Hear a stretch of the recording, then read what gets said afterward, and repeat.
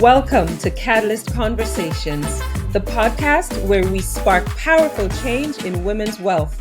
I'm Hadriana Leo, a wealth coach, counselor, and strategist, and each week we dive into the conversations, strategies, and stories that help women confidently create the life they've always dreamed of. In this space, we bring together the wisdom of people from all walks of life who are ready to break free from the cycle of financial stress and build lasting wealth. From interviews with inspiring people, to deep dives into money mindset, to practical tips for achieving financial freedom, you'll find it all here. Together, we'll unlock the mindset, tools, and strategies that empower you to step into your financial power. Whether you're tuning in for the first time or you're a loyal listener, we're here to support your wealth journey. So grab your favorite bevy, settle in, and let's get started on transforming your relationship with money. This is Catalyst Conversations, igniting change in women's wealth. Let's spark the conversation. Hey everyone, welcome to Catalyst Conversations. It is my absolute pleasure to welcome to our space the wonderful Shelagh Cummins. Shelagh has been my coach. I can say that with great pride because she has been instrumental in helping me with my business. But I think more importantly, Shelagh is a phenomenal leader. She is a true friend. And we're not having dinner every other weekend. That's not what I'm talking about. I'm talking about someone who's literally betting on your best results and your best outcomes. So, Shelagh, welcome. Well, thank you so much for having me, and thank you for that very generous introduction. Well, I'm not done yet because I'm going to share with everyone who you are and what you do. But before I do the official bio intro, if you were to, describe yourself to someone that you're meeting for the first time, which is likely a large portion of my audience, how would you describe yourself? Such a great question. I think disruptor would be one Mm, word. I'm looking to disrupt how women access capital mhm. and how capital is distributed among women entrepreneurs. I'd say I'm a visionary. I have hopes and dreams of world domination in the most positive way possible. I think it's time that we have some leaders that showcase what positive leadership looks like and human leadership looks like. I think those would be two big words to describe me. For sure. And I see you percolating for more. And that's Yeah. probably because we're multifaceted. We are all those things coming together to create the unique human that each of us happens to be. And that allows us to deliver that unique gift to the world. So let me do the official stuff. Okay. So Shelagh Cummins, and watch the spelling of the name, everybody. Both of them require some attention. But Shelagh is a renowned business coach. She is a TEDx speaker and the CEO and founder of The Road to Seven. With over a decade of experience fueling women's business success through strategic financing, coaching, and training, Shelagh has transformed countless entrepreneurial journeys, mine as one. She brings a unique background in experiential education, holding an MA in education and certifications in effectiveness and strategic intervention coaching. I'll tell you all about her teaching and all of that, but I think we should listen more and tune in to what Shelagh has to say, because if you heard how she was introducing herself, she talked about capital, access to capital for women entrepreneurs. And I'm going through the bio. I don't see an MBA. I don't see any financial anything. Um, I don't even see like a coaching designation necessarily, but you have shared that a passion of yours is to provide access to capital. So tell me what we're missing in this bio that drives what you do on a day-to-day basis. Yeah, I love that. So, I do have several coaching designations. I don't lead with them. I think I'm a very unconventional coach, so I don't put too much stock into all the certifications that I have. And you're right, I don't have a background in accounting or finances, and I'm terrible at spreadsheets. But what I do know is the power of money and what money can do for women. And the field that I work in is with women entrepreneurs. And I work at the intersection of scale. That means I help people through the growth phase where they're looking to create consistent leads and revenues. And I walk them across the street and support them into scale where they're able to serve and do more of what they do without having to work more time, more hours, so they can make more revenue, more profit, and ultimately have more impact. And the access to capital comes from a deep, deep, deep, unwavering belief in the power of women entrepreneurs and what it can do for our world, for our economy, for our society, and for the families of those women that are really out there every single day pounding the pavement and changing the world. Yeah, it's amazing that you say that because I have watched you champion women and their entrepreneurial journeys for a number of years now. And the access to capital is one of the more recent offers to the world. How Mhm. long have you been championing that specific aid for women entrepreneurs? Great question. So our fund was launched 2 years ago. At the time of this recording, it's November 2024. We launched in October 2022 with one loan of $10,000, and I was the first investor. And it came about because I know for a fact from my own experience from being behind the scenes of countless, I don't know, at this point, hundreds of businesses, that in order to scale, it's going to take time and energy for sure, but it's also going to take money. There is going to come a point where we have to make a strategic investment somewhere in our growth. And women were just not able to access the capital that they needed for a whole variety of reasons that we can talk about. And it creates an unequal playing field, but it actually creates inequity among the results that we see. And one of the statistics that I'm looking to push is 12%. And 12% of women entrepreneurs are able to get their companies up and over six figures. And it's not the six figures that matter. It's about what role the business plays in that woman's life and what she's relying on for her own financial stability and the stability of her family and Mhm. everyone who she's supporting. To have a company that's under six figures, it's really difficult to be able to pay yourself a wage that will enable you to live comfortably. And so it's not a judgment about how much money a company makes.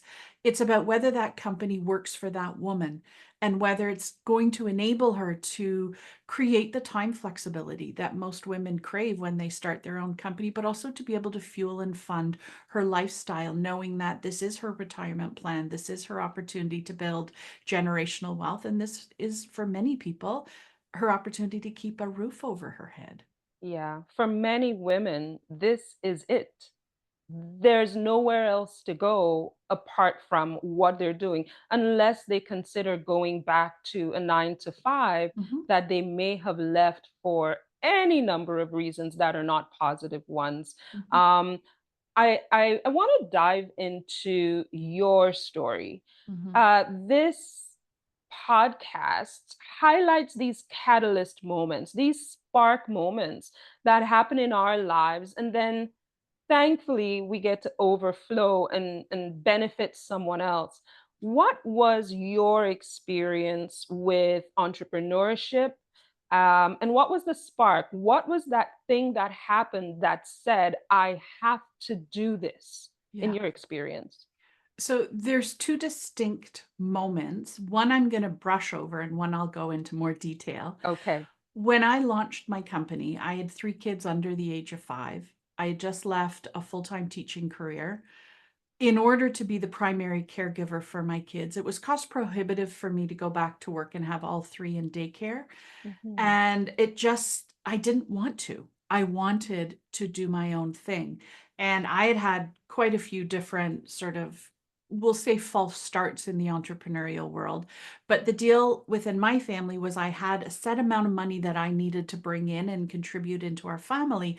And my husband was very supportive by saying, I don't care how you want to make that money. This is what we need you to be doing if we're not going to have the kids in childcare. And he also is a massive contributor in our family as well.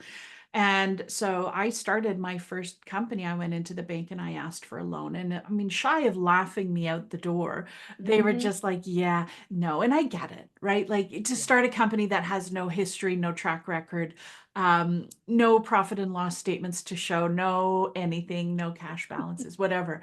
I understand how a bank can't lend. The risk is way too high. And the Right. cost of underwriting a loan like that is so small. So, I started my company on my credit card, and it took me less than 7 years to put it took me less than 7 minutes to put the charge on my, it took me less than 7 seconds to put the charge on my credit card to build my website and have the copy written. And it was such a ticket to freedom in the moment, but it remained a 7 year noose around my neck Wow. because, of course, a credit card requires payment. And when your company's not making the money that it needs to be able to not just pay your credit card back, but also to fuel what you need to keep money on and food on the table, it's a really slippery slope. And the debt ended up snowballing, and I got myself right on the brink of disaster Wow. and had this come to Jesus moment with myself where I was like, you're going to have to make this or break this. You're going to have to go back to teaching. And I so had outgrown my job as a teacher at that Mhm. point. And just through grit and determination, I just came out swinging, closed my first big client. And I know that when I say the story, it sounds so easy. It's not talking about the myriad of emotions that come with it and the failure, feelings of failure, Yeah. and, all the rejection that came with getting to that moment. But by the grace of God, a client named Jennifer said yes and paid me in full. And that moment in time saved me. And it became a catalyst for helping women understand the money side of running a business, which I know is your territory. And I learn from you every time I hear from you and see your content. And I'm so grateful that you are doing the work that you do and helping women understand how to take control of their money. The second moment was in 2019 when I had 8 years of very profitable company. I was Right. well over six figures by then, 30% growth year over year. All my everything was in order, and I went into the bank and asked for a loan because I needed to redesign and publish a productivity planner that I sell called Productive. Right. And the guy looked at me and he put in the application all of my numbers, all of my data. What he didn't like was my personal credit score. Now, keep in Mhm. mind that I had been bootstrapping my company the entire way. I never had any outside investment. I hadn't taken any loans or anything. And so there were some months where I had to choose which bill I was going to be paying. For sure. And so as a result, my credit rating wasn't in a great place, but I was keeping afloat. Right. And he, it was unfortunate that he was the he was the messenger that day, but according to the underwriters, I wasn't a good fit. I wasn't worthy of a loan. And his response was, well, maybe we could have 2019, maybe we could have your husband co-sign a loan. Oh my And I goodness, you sort of did looked at him not. and was like, can we just pull out these P&L statements and my company documents? You'll see there's no husband on there anywhere. How on earth can you ask me for my husband's signature? And he said, How well, I dare he? understand if you don't want to put your husband on it, but maybe you could ask your dad to co-sign the loan. And that was that moment, Hadriana, where I just was like, nope. Oh And, my God. but I can't change a system. I, as a human being, one individual person, cannot change a systemic system that has an unconscious bias and is designed, the loan application and approval process is not designed to support women and how women do money. And a lot of small business loans and credit cards are just simply personal loans and credit cards that are masked as business ones. And so it goes against your personal credit. They want Yeah. you to put up personal collateral. Every government loan you see out there is going to require you to put up a personal collateral to sign away your life. And I just don't believe that that's necessary. I think Not it's as it's not even that it's ludicrous. not necessary. Forget about necessary. It's not right. It's not, It it's doesn't ludicrous. have to Yeah. be. And what I find particularly galling is that you had been running a profitable business Hmm.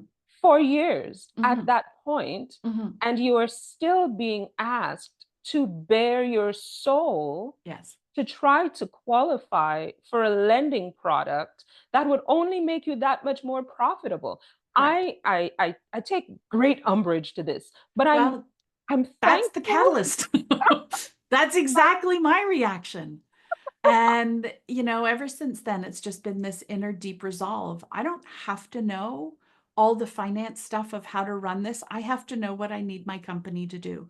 And I know that we make strategic investments in women entrepreneurs that have a proven track record of running a profitable company.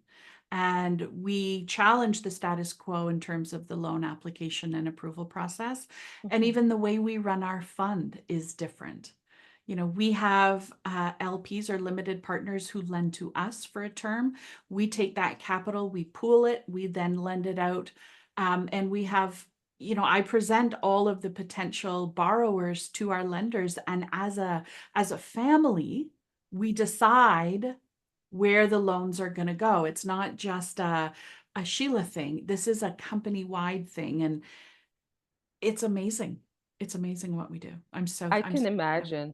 I don't know if people hearing this realize how groundbreaking this is, how novel, because the hoops I come from the other side of the financial services industry. I know the hoops you would have had to go through to establish as a lending entity, first and Yes. foremost. Yes.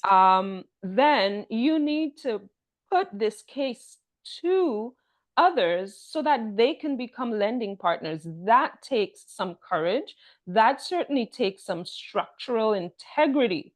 It needs to be robust. Mhm. And then you need to tell the world that this is available. You're making bold moves, but I cannot help but be thankful that you had your catalyst moment, because it's these moments that it mobilizes us to take action and to create the change that we want to see. It really excites me because I think for the woman who has been validated in her business integrity, in the profitability of the business, where the numbers speak, that woman has already put in the blood, sweat, and tears. I'm That's right. sure that has been your experience. That's right. It's the effort, the love, the time, the sleepless nights, the creativity, the belief in ourselves that has already been poured into our profitable businesses that is now coming together and saying, okay, where next? Where next? And I'm really happy that you get to do that. So your clients now, your capital lending clients, how would they come or make the approach to access your fund? So we have an online application. It's very simple, straightforward. There's a short form, and if there are a couple qualifiers, for example, you have to have been in business for 2 years. You Mhm. need to be in good standing with the CRA. Right, We're not debt consolidation. And so it's not expected that you don't have other debt, but you're not using debt to run and fuel your company. right. Um, And we want some consistent revenue and leads because we are essentially becoming your silent partner. And to your point, we're taking a risk on you. Yes, And so when somebody applies, we combine traditional data that the bank looks at. For sure, we want your credit score. We're going to want some data. You'll share your P&Ls and your cash statements and all of the things. right. But then we also combine it with a very humanistic application where we look at you and we get to know you and we understand where you're going. We help you make that strategic investment. There have been some cases where somebody applied and they said, "Oh, I'd like to invest in X." And we as a team said, "That's actually going to cost you more money than make you money." And we're in the business of helping companies make money.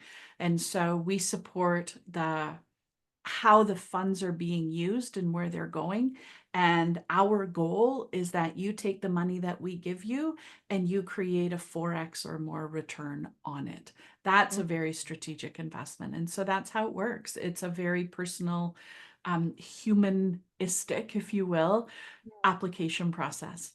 Yes, and then I would appreciate that if I was the one applying because I think simple is good in Mhm. that you don't have to be writing thousand-word essays, Correct. and you don't have to be trying to prove yourself beyond what the numbers are already saying. Um, Exactly. I can't help but imagine that those applicants, those women who are coming and saying, "I'd like to access that capital Mhm. fund," they would probably benefit from some of the programs that you're running on the coaching side. Yeah. Is that tied into the lending or is this separate? So great question. So anybody who borrows with our fund, with our money, anybody who's a borrower is automatically free of charge put into a mentorship program. And the reason I do this is I know that you're sometimes having somebody there who you can tap into is Mhm, really powerful. And we are this year building up our faculty of supports for women entrepreneurs so that there are people who our women can go and talk to when they need help with a very specific problem. And that mentorship problem makes us different from every other lending institution that there mhm. is that's doing private alternate lending like we do. And it is a part of the interest that you pay back on the loan. It's of course our other programs are very helpful for women, but there's not an expectation that you're a paying client to be a borrower from us. And I think that's an important distinction. Yeah, can you share perhaps one of your best outcomes thus far? I mean, the fund is still fairly young, only about 2 years old at this point. Yeah. But tell us a great story, a great application of that fund. Yeah. Well, I mean, I can tell you countless. One of our borrowers runs an agency and she used the money to invest in search engine optimization and Google Ads so that she could increase the amount of qualified leads that she had. She ended up having to turn off the Google Ads because she was inundated and her leads grew faster than the number of therapists that she had that could serve them. And so Right. once we filled up the agency that she was running, once we filled up her clinic, then we turned the ads back on. But because it was already set up, it was just a matter of pressing on. And so the money helped offset the cost of the setup and the running for the first 3 months. And she saw the return immediately. Wow, I can tell you, Google Ads are it's a good chunk of change to play in the Google ad space. Mhm. I It's know that expensive. for many of us, it is cost prohibitive, Yeah. and we have to think of other creative ways to play. But Google is a powerful machine that, with the right tools, if you can leverage it, you can certainly make use of it. I can totally see how that would apply for a therapist. Would that also work for someone who sells tangible goods, maybe has a storefront? Absolutely. We don't have any borrowers at the moment who run a storefront or who run a brick and mortar. We have one person who took a loan, who's she's designing a very cutting edge, innovative piece of furniture that's going to disrupt and change the furniture world. And she needed a chunk of money to put towards some research and development. And the R&D it's the only thing standing in the way between her today and her getting the product on the market. And so that is somebody that we invested in just because I know it's going to be huge. It's going to be incredible when it's out on the market. Wow. And I Mhm. guess that really aligns with, I guess, who you're there to serve. Mhm. Everyone doesn't have to be a disruptor, but I No. think everyone needs to have a service that's going to create change in that part of their world, in who they serve and how they serve, or the outcomes they can get for their clients. So Mhm.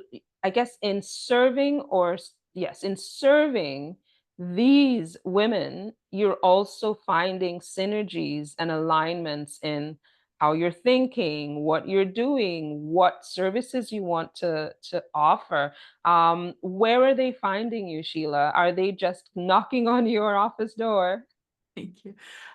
Well, I have quite a number of people who find me through LinkedIn. That would probably be the platform that I use the most. I am on Instagram as well. A lot of people through word of mouth, they've talked to somebody who knows somebody who would know somebody. Yeah. And I'm always so grateful for those referrals. To be trusted with someone's referral is a huge gift. And we are online at theroadto7.com. Yeah, that digital presence is definitely where most people will be interacting with you first. Mhm. If they had to make a decision whether to choose your option as the lender to get their business to that next stage, or the bank, or even a business development center's Mhm. option, Mhm. why choose the Road to Sevens Capital Fund? The business development centers, any government loan, any bank loan, any traditional funding source is going to require you to put up a personal guarantee and it will go against your personal credit score. And Right. so if everything is in great shape, then I think you should go there. Absolutely. But there is not another lending company out there who looks at you as a woman and understands that your credit score might not be perfect, but that Mhm. you're working on it, but that you have a sustainable and scalable company, and you just need a chunk of change to make a strategic investment. And you're looking for the mentorship in order to keep scaling. That's why people come to us. There are a couple borrowers who borrowed simply because they want to have access to the mentorship. Yes, definitely. That in itself alone is worth any interest they would be paying. Yes. If we were to take a look from the other side, Mhm. potential partners, Mhm. potential investors, Yeah, why should they choose the Road to Seven Capital Fund as their investment vehicle? absolutely. So if you look at taking an equity piece in a company, 1 in 7 of your investments theoretically will be a unicorn, meaning 6 of the 7, you most likely will be walking away from your investment. That's a very broad spectrum statistic. Right. With our track record, we have a very traditional debt fund model. We do an 80-20 split of all the interest that's paid. The women that are and men that are lending to us are earning an amazing return on their investment. They lend to me for a term. Then at the end of that term, they're able to pull their money with a massive return, greater than you would get from the bank, Mhm. probably less if you were invested in an equity piece of a company. Okay. And you have the opportunity to be one of our on our faculty. You have an opportunity to be one of our mentors. And a lot of people love the idea of playing at the intersection of philanthropy and profit. And I believe that we can make money and do good at the same time. And that is one of the pieces that align me with all of my LPs. Yeah, that I believe as well. Social investing, investing with heart, where we all win, where we can bring our emotional intelligence to the world of profit and Mhm. nobody loses. That for me Correct. is key. I Totally. want to ensure that our audience knows the best place to reach you. I know you're on LinkedIn and Instagram, but if someone is interested in either being a lender or an investor, I should say, or accessing the fund, is it an email to you or is there a contact form on the website? Yep. Theroadto7.com will lead you directly to the contact form to open that conversation. Awesome. Well, any last words, Sheila? I think this was awesome. Just I thank you. again, Thank you for doing what you do, Hadrian. I think we're so well aligned in our belief about women and the power that women hold. And, I know you're changing lives every day too. So thank you for the opportunity. and thank you. I think together, world domination. Love it. Thanks so much, Sheila. I You're welcome. appreciate Thank you for you and all having the me. best with the Road to Seven. I look forward to hearing even more about the phenomenal work you're doing. Thanks again. Thank you. Take care. Thanks so much. Smooth. Okay, we need Yes, another catch up. yes, we certainly do. And I will be sending you a couple dates. Okay, I know do you're that. busy, but I think we should. Yeah, I'd love to catch up. Thank you. Take care. Bye. Bye. Thank you for joining me today on Catalyst Conversations. I hope this episode sparked something powerful to help on your journey to building wealth confidently and unapologetically. If you loved today's conversation, be sure to subscribe so you never miss an episode. And if something resonated with you, I'd love to hear about it. Let's keep the conversation going. Until next time, keep moving toward your goals, stay empowered, and continue sparking change on your wealth journey. This is Hadriana, and you've been listening to Catalyst Conversations.